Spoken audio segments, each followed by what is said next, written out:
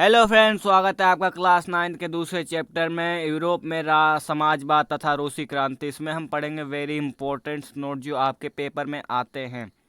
तो सबसे पहले हमारा पॉइंट से रूढ़िवादी क्या होते हैं, रूढ़िवादी लोग क्या होते हैं। ठीक है, इसे हम कहते हैं कंजर्वेटिव। ठीक है, इंग्लिश में कहेंगे कंजर्वेटिव। वह लोग जो परिवर्तन का विरोध करते हैं। क्या परिवर्तन का विरोध मतलब कोई भी चेंजेस उनके समाज में नहीं आएंगे, उन्हें क्या कहेंगे, रूढ़िवादी। अगला पॉइंट है उदारवादी क्या है। वह लोग जो नागरिकों की स्वतंत्रता में यकीन रखते हैं, जो स्वतंत्रता में यकीन रखते हैं उन्हें कहेंगे उदारवादी लोग। तीसरा पॉइंट है परिवर्तनवादी रेडिकल लोग, जो समाज में बदलाव लाना चाहते हैं, जो परिवर्तन लाना चाहते हैं उन्हें क्या कहेंगे, परिवर्तनवादी।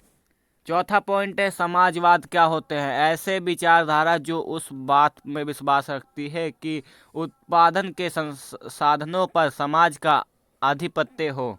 ठीक है। पांचवा निरंकुश राजशाही, राजा का बिना रोक टोक शासन करना निरंकुश राजशाही कहलाएगा।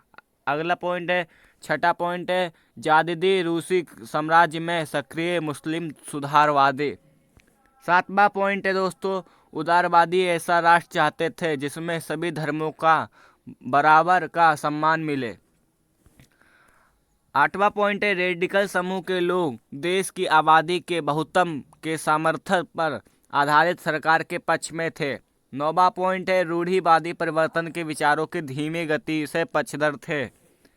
10वां पॉइंट है औद्योगिकीकरण ने स्त्री और पुरुषों को कारखानों में लाकर खड़ा कर दिया। 11वां पॉइंट है वोट डालने का अधिकार पाने के लिए मत अधिकार आंदोलन चलाया। ठीक है, ये पॉइंट्स आप अच्छे से याद करिएगा। 12वां है प्रथम विश्व युद्ध कब हुआ। 1914 से 18 तक क्या हुआ, 1918 तक प्रथम विश्व युद्ध चला था। ये 1 नंबर का क्वेश्चन है, आ जाता है एमसीक्यू में। 13वां प्रश्न है 1905 की क्रांति की शुरुआत खूनी रविवार की घटना से होती है। ये भी एक इम्पोर्टेंस 13वां इम्पोर्टेंस नोट्स में आ जाता है। ठीक है।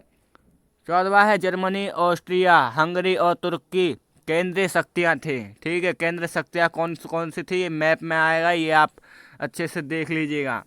उसके बाद है 15वां फ्रांस, ब्रिटेन व रूस मित्र राष्ट्र थे। 16वां है रविवार 25 फरवरी 1917 को सरकार ने ड्यूमा को बर्खास्त कर दिया। ठीक है। 17वां लेनिन की 3 मांगों को अप्रैल थीसिस के नाम से जाना जाता है। 18वां पॉइंट है जार राजा ने 2 मार्च 1917 को गद्दी छोड़ दी। 19वां पॉइंट है अक्टूबर 1917 की क्रांति बोल्शेविक वे अंतरिम सरकार में टकराव हुआ। 20वां पॉइंट है अक्टूबर क्रांति के पश्चात रूस गृह युद्ध की चपेट में आ गया। अक्टूबर क्रांति के पश्चात का रूस गृह युद्ध की चपेट में आ गया। 21वां पॉइंट है स्टालिन ने सामूहिकीकरण का सिद्धांत दिया। 22वां पॉइंट है रूसी क्रांति के पश्चात संपूर्ण विश्व में समाजवाद तेजी से फैला।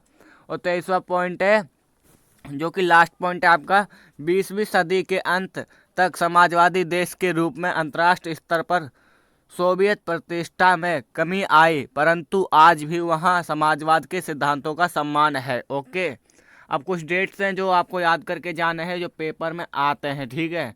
1550 से 1880 रूस में समाजवाद पर चर्चा हुई थी। ठीक है।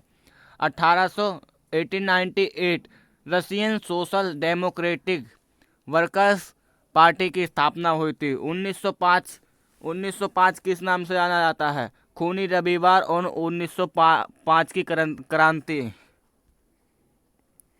खूनी रविवार 1905, खूनी रविवार और 1905 की क्रांति 2 नाम से जाना जाता है। 1917 2 मार्च जार द्वारा त्यागपत्र हुआ था। और 24 अक्टूबर पेट्रोग्राद में बोल्शेविक का विद्रोह हुआ था। 1918 से 1920 के बीच में गृह युद्ध चला गया था आपका। 1919 में कॉमिंटिन का गठन हुआ। आपका यहीं पे होता है वीडियो समाप्त। मिलते हैं किसी अगले वीडियो में, जब तक के लिए जय हिंद, वंदे मातरम। अगर आप यूट्यूब चैनल में नए हैं तो चैनल को सब्सक्राइब और वीडियो को लाइक कर दीजिए। Thank you. मिलते हैं किसी अगले वीडियो में।